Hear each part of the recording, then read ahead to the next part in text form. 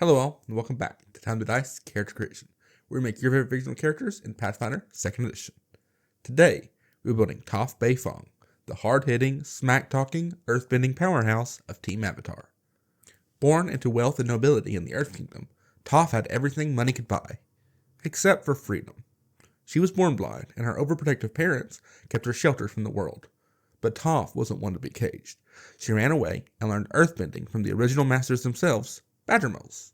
From then on out, she regularly snuck out, dominating underground earthbending tournaments as the legendary Blind Bandit. That is, until she was discovered and recruited to teach Avatar Aang earthbending, joining his fight to take down the Fire Lord once and for all. So beware of spoilers, and without further ado, let's get started. So what do we need to make the Melon Lord herself? Well, first off, we need bending. Mostly earthbending to hurl rocks and shape the battlefield, but we can't forget about metal bending, which Toph pioneers later in the series. Next, we're blind, which means we'll need ways to work around that. Check out the GM core or our Daredevil build for rules on playing the blind character, but the short version is this. Until we get another precise sense, every creature is hidden to us, making targeting a real challenge. And finally, we might be the smallest member of Team Avatar, but we're also the scariest. We need the intimidation skills to make enemies think twice before messing with us, and the raw power to make them regret it if they do. Toph is a human, so we're taking the human ancestry. That gives us 8 starting hit points, a medium size, and a base speed of 25 feet per round. We also get an attribute boost, both constitution and strength, perfect for someone who tanks hits and dishes them right back. For our heritage, we're following the same logic we did for Zuko's firebending. Just like we gave him the dragon-blooded heritage, we're taking the Oriat heritage for Toph, to represent her deep, unshakable connection to earthbending and the Badgermoles who taught her. For our background, we'll be going with Gladiator, to represent Toph's time as the Blind Bandit. This gives us another boost to strength and constitution, while we also get training in performance and gladiatorial lore, perfect for someone who thrives in the spotlight of the underground earthbending fights. And the impressive performance skill feat, which we can use to sell ourselves as the perfect earthbending teacher, with nothing more than a jaw-dropping display in the arena. No surprises here, Toph is a Kineticist. I don't need to over-explain it. She throws rocks, Kineticist is the rock-throwing class. As a Kineticist, we're trained in perception, which makes sense. Toph's seismic awareness gives her perfect awareness of her surroundings, but she's still likely to miss any signs that say, beware of angry bees. We also get expert proficiency in fortitude and reflex save, fitting the sheer physical conditioning required for bending, but we only get training in will saves, because Toph's stubborn, but I wouldn't exactly call her disciplined. For our skills, Kineticists get trained in nature by default, but we're also getting athletics, because let's face it, earthbenders are built like pickup trucks and hit just as hard, intimidation to terrify those around us, both friend and foe, and finally, society to reflect our noble upbringing, even if we don't exactly act the part. We also get trained proficiency in all simple weapons and unarmed attacks, plus up to light armor. Neither is essential for this build, but hey, it's always good to have options. For our attributes, strength is a +3. Toph doesn't just throw rocks, she annihilates people with them. And if that fails, her punches hit just as hard, even if Nickelodeon refuses to show it. Dexterity is at a +0. Earthbending isn't really about dodging, it's about standing your ground and not giving an inch. Constitution is a +4. The tougher you are, the harder you can hit. And Toph, well, she's built for endurance. Intelligence is a +0. While not dumb by any means, she is 12. Wisdom is at a +1. This helps us boost our seismic sense, giving us next level awareness of everything around us. Charisma is at a +1, mainly for intimidation, but also because when she wants to, Toph can play the part of Earth Kingdom nobility just well enough to get by. If you're enjoying the build so far, don't forget to like, comment, and subscribe to let us and YouTube know you want more. We're aiming for 1,000 subscribers by the end of April, and thanks to the huge surge of people that came from No Nap 1's video, that goal is looking more achievable. Now, back to the video. As a Kineticist, we get to choose an elemental gate, which represents the element we control. Technically, Toph is both an earthbender and a metal bender, but her metal building doesn't kick in until much later, so for now, we'll stick with the earth gate. With this, we get our earth junction, which means whenever we use an earth impulse that takes 2 or more actions, we can raise an earthen barrier, granting us a +1 circumstance bonus to AC. In addition to the 2 basic impulses that every Kineticist gets, Elemental Blast and Basic Kinesis, Our single Earth Gate gives us access to 2 additional Earth impulses, plus 1 more thanks to our class feat at this level. The first is Geologic Attunement, which brings us 1 step closer to Toph's Seismic Awareness. This gives us Tremor Sense out to a range of her kinetic aura. Tremor works like basic earthbending, dealing 1d8 damage to everyone within a 10-foot burst. It's a great fit for us, specifically because it doesn't target a foe, which means we don't have to worry about our mischance due to our lack of a precise sense.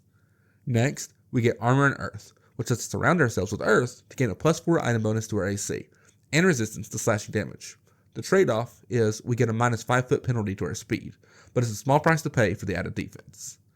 Finally, thanks to our Orient heritage, we get the Steady on Stone Ancestry feat, allowing us to ignore Earth-based difficult terrain. Technically, it also treats successful balance checks as critical successes, but since we don't really have anything invested in acrobatics or dexterity, I'm not expecting that to come up too often. At level 2, we pick up the Martial Artist Dedication. If you want to play one of the most powerful characters in the world, you have to have a way to handle chi blockers, and this feat upgrades our unarmed strikes to do d6s of damage rather than d4s, and more importantly, it lets us ignore the non-lethal trait on our unarmed strikes. This is still a kids show we're talking about, right? We'll also be picking up the Titan Wrestler skill feat, which allows us to take on larger foes than us with our athletics maneuvers. This is perfect because, well, let's face it, most enemies are bigger than Toph. At level 3, we're grabbing the Toughness General feat. Essential for any character, but especially fitting for Toph. She is, after all, as tough as nails, and can take a beating, and this feat helps us endure even longer in the thick of battle. We also pick up Extract Elements, which allows us to bypass enemies' immunities and resistances. This doesn't come up much in the world of Avatar, but it's helpful in the Pathfinder world to not run into creatures who are immune to everything you can do. Lastly, we get Will Expertise, which increases our Will save proficiency to Expert. This helps us shore up a potential weak spot in our defenses, making Toph a lot more resilient against mental effects that could try to hold her back. We wouldn't want to fall victim to Lake Lao Guy's brainwashing. At level 4, we're doubling down on our martial arts. Since there's no horse stance in Pathfinder 2e, we're taking mountain stance. This gives us the same item bonus to AC that Armor of Earth provides, but a +2 to all saving throws against forced movements and being tripped. The key difference is it works even when we don't have elements channeled, though at the cost of losing both the Armor of Earth trait's slashing resistance and the Bulwark trait that we get from leveling up. But here's the best part. While the armor bonus doesn't stack with Armor and Earth, there's nothing stopping us from using both abilities at once, so we can become our own immovable fortress, benefiting both from the slashing resistance and the bonus of saving throws against forced movement. We also grab the Slippery Prey skill feat at this level, which reduces the multiple attack penalty that we would suffer when escaping more than once in the same round. Most of the people chasing down your group are after Aang, but you never know when Xin Fu or Master Yu might come back to cause trouble. At level 5, we pick up a way to slow down foes who try to outmaneuver us with the Treacherous Earth Ancestry feat. This creates difficult terrain in a 5-foot burst, making it harder for enemies to move around us. Additionally, with the Aura Junction from our first gate threshold, we can turn our kinetic aura into difficult terrain, but only when opponents try to move away from us. That means opponents can move into the danger zone without a problem, but if they try to escape, they're in for a world of hurt. Expanding our Earth portal also grants us another Earth impulse, Stepping Stones. This lets us create a pathway through difficult terrain, just like Toph did in Serpent's Pass. Whether we're making an escape route or leading the way, we can control the battlefield like the true Earthbender we are.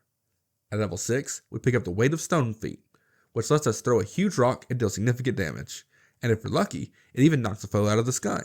It's a classic earthbending move, perfect for putting the hurt on enemies that think they're out of reach. We also grab the Courtly Graces skill feat, helping us tap into Toph's noble roots. This lets us blend into high society when needed. Whether we are infiltrating the king's dinner party or rubbing elbows with the Earth Kingdom nobility, Toph can definitely work the room when she needs to.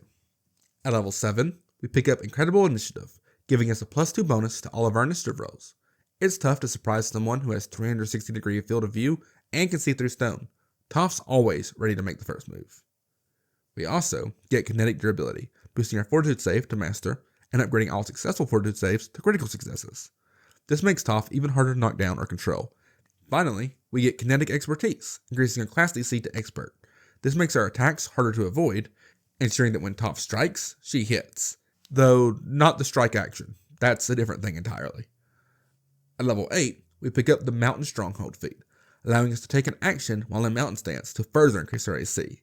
While this doesn't stack with our Impulse Junction, It is the more effective option, giving us a more defensive edge when we're holding our ground. We also get Quick Climb, which speeds up our climbing. Mechanically, this is just a speed boost, but I like to think of it as a rock elevator, making it easier to scale walls and navigate vertical terrain. At level 9, we got the Earth's Ancestry feat, which expands the range of our tremor sense out to 30 feet. While it's still an imprecise sense for 4 more levels, this feat is always active, meaning we don't have to waste actions to turn on our sight. Toph's ability to sense the Earth around her is now even more formidable.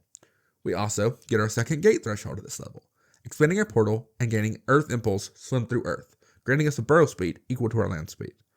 While Toph doesn't use this ability often, it's definitely a useful tool in her repertoire when she needs it.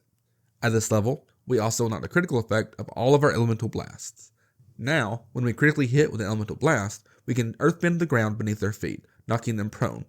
This works perfectly for destabilizing opponents and keeping them on their back foot. Lastly, Perception Expertise boosts our perception proficiency to Expert, making Toph even more aware of her surroundings, whether that be underground bunkers or just people trying to lie to her. At level 10, we gain the class feat Adamantine Body, which significantly reduces any damage coming our way. While adamantine is technically metal and not earth, we're not going to argue about it. Toph is tough, and this fits perfectly with her immovable nature and her ability to withstand punishment. We also pick up the Terrifying Resistance feat, which gives us a bonus to saving throws against creatures we've demoralized within the last 24 hours. At level 11, we take the Die Hard General feat, which allows us to survive longer, lasting till dying 5 rather than dying 4. This level also gets us a couple of proficiency increases. Weapon Expertise boosts our proficiency with strikes to Expert, making Toph's attacks even more accurate and deadly, and Kinetic Quickness increases our reflex saves to Master, and all successful reflex saves get boosted to critical successes. Though whether you want to describe this as an increase to agility or just more effective rock shielding is up to you. Finally, we gain the Reflow Elements feature, which lets us switch out our impulse feats during our daily preparations. This adds a layer of flexibility, allowing us to adapt our earthbending to suit whatever challenges the day brings. At level 12, we'll pick up the Rock Rampart feat, allowing us to create a wall of stone with the effects of the spell of the same name. This gives us a way to control the battlefield, whether it be splitting up enemies that are working too well together, or just giving us a defensive option to take some heat off of an ally. We also pick up Powerful Leap at this level, which lets us leap 10 feet with a single action. Toph doesn't love spending a lot of time in the air, but this can definitely be seen as one of those rock pillars she creates to launch herself, like the one she uses to fight Korra. It's a tactical move to either dodge an attack or close gaps quickly. At level 13, we gain the One with Earth feat, giving us a burrow speed of 15 feet that we can always use, rather than the much more powerful burrow speed that we already can benefit from when we have the elements channeled. But the real highlight of this level is the next gate threshold. Instead of expanding our Earth portal again, we're going to fork the path to get metal bending. Specifically, the Metal Carapace feat, which acts like our armor on Earth Impulse, but with the added feature that it comes with a nifty shield to further increase our AC. This shield can also be used as shield block, allowing us to reduce damage that we do take. Toph's got the power of both Earth and Metal on her side now. What could go wrong? Light Armor Expertise also kicks in at this level, boosting our proficiency with armor to Expert, and Weapon Specialization increases the damage of all of our strikes. At level 14, we gain the Assume Earth's Mantle Impulse feat, bringing our earthbending to its natural culmination. Now, when we activate our Earth armor, we not only get the usual benefits, but we also get a climb speed, making us even more effective on mountainous terrain, get a bonus to our Fortitude saves, further enhancing our resilience, and an extra bonus specifically for things that try to push us around. And to top it off, we get a +1 bonus to our Strength stat, making us even stronger and more capable of dealing devastating blows. At this point, Toph is the true embodiment of the Earth itself, unshakable, impenetrable, and more dangerous than ever. At level 15, we gain the Kenny Acumen General feat, which will boost our perception proficiency to Master, in 2 levels. This not only enhances our seismic sense, but also reflects Toph's abilities to detect lies, picking up on subtle shifts in body language and tone, even when people try to deceive us. We also get Kinetic Mastery at this level, increasing our DC of all of our impulses to Master, making our earthbending even harder for enemies to resist. Additionally, greater kinetic durability takes our Fortitude saves to Legendary proficiency, and ensures that we will never critically fail a Fortitude save again by increasing all of our critical fails to failures. This makes Toph nearly invulnerable to debilitating effects, as she can now shrug off anything that tries to harm her. At level 16, we pick up Imperious Aura, which streamlines our action economy. This feat allows us to enter an earthbending stance with the same action that we use to channel elements, maximizing our efficiency and allowing us to quickly get into the thick of battle without wasting time. To further increase our action economy, we'll pick up the Battle Cry skill feat, letting us demoralize our foes from the moment we roll initiative. At level 17, we'll pick up the Barbarian dedication, which might seem like an odd choice this late in the build, but trust me, it's for a good reason. For now, it gives us the ability to enter a rage, boosting the damage of our melee strikes. This is fine, but we're really taking this for a feat that we'll get in just a bit. In the meantime, we'll take the Earth Elemental Instinct. We also unlock our final gate junction, expanding our metal gate to get the Shatter Shields feat. This allows us to bend metal shields for not just ourselves, but also our allies. It's one thing to be able to handle yourself in all situations, but if you can look over yourself and allies, that's when you know you've gone through growth. Finally, we get double reflow at this level, allowing us to switch out 2 feats during our daily preparations every day, giving us even more versatility to adapt to any situation that might arise. At level 18, we'll use our newly obtained Barbarian dedication to pick up the Instinct ability feat. Now, whenever we go into a rage, we don't just get a damage boost, we get concealment, meaning we can kick up a dust cloud to hide in, making it harder for enemies to land a hit on us. This adds another layer to our defense. Toph already has a formidable AC boost from all of her impulse feats, but now, in addition to all those defensive layers, we now have a built-in 20% mischance on all opponents' attacks, no matter what their attack bonus is. Additionally, we'll pick up the Terrified Retreat skill feat, which not only frightens our foes, but forces them to retreat in terror, giving us a more Nickelodeon-friendly way of dealing with our enemies. At level 19, we pick up the Fleet feat, which I like to think of as rather than increasing our speed, finally just gives us a way to offset the speed penalty that we take from our earth armor. And the penultimate level also gives us some pretty significant upgrades. Vital Gate allows us to channel elements as a free action whenever we start our turn without them channeled, and Kinetic Legend increases our impulse DC to legendary, cementing Toph as the strongest earthbender the world has ever known. Oh, and Light Armor Mastery will bump up our armor proficiency to master. At level 20, Toph unlocks the ultimate earthbending technique with Shattered Mountain Weaves. This class feat allows her to throw a really big rock at her enemies. This move is as devastating as it sounds, showing just how far our earthbending skills have come. There is no opponent who can withstand the force of this giant rock barrage. And to lampshade that just a little bit, we're also going to pick up the Lead Climber skill feat, enabling Toph to create handholds in any mountain, making climbing effortless for her allies that follow her path. With all that covered, let's take a second to cover pros and cons. For our biggest and best pro, we have the damage. Between our Elemental Blast and all of our impulses, and our maxed out con and legendary impulse DC, we can definitely fulfill the Blaster caster role, even if we're not really a caster. Next, we've also built one of those builds that's just really hard to take down. Between impulse feats like Armor and Earth and Shatter Shields, and our Barbarian ability to just get concealment anytime we want, we're going to be really hard to take down, which is a shame, because with our damage output, those are really going to want to get rid of us. Finally, we're a Bulldozer, able to shape battlefields to our liking with feats like Wall of Stone and Stepping Stones, or just overcome obstacles for ourselves with feats like Quick Climb. For cons, the Avatar universe is swarming with characters who essentially perform like Olympic level acrobats, and with only a 25-foot movement speed through most of the build, which is hampered even more by our heavy armor, we're not exactly good at keeping up. Also, spending our limited number of Ancestry feats on what amounts to 1 level in Barbarian isn't necessarily a power play. Concealment is nice, but we don't really have the feats to spare to dip into a lot of what the Barbarian has to offer. Namely, Barbarian's Resiliency, which if we could take, would increase our hit point total even further. And finally, we're really good with our impulses and the martial artist dedications and arm strikes, but trying to be good in both of those really cuts down on the number of feats that we could use to get one of those two things to suburb levels. In short, this build would really benefit from free archetype. But that wraps up our guide to building Toph Beifong in Pathfinder 2e. With a perfect balance of devastating earthbending and tough as rock defenses, Toph is ready to stomp her way through any challenge in your campaign. Whether you're tanking damage with her impenetrable earth armor or hurling massive boulders at your foes, this build brings the ultimate earthbender to life. If you liked this video, don't forget to hit that like button, leave a comment with your thoughts, and subscribe for more awesome character builds. Until next time, keep rolling high, and we'll catch you in the next one.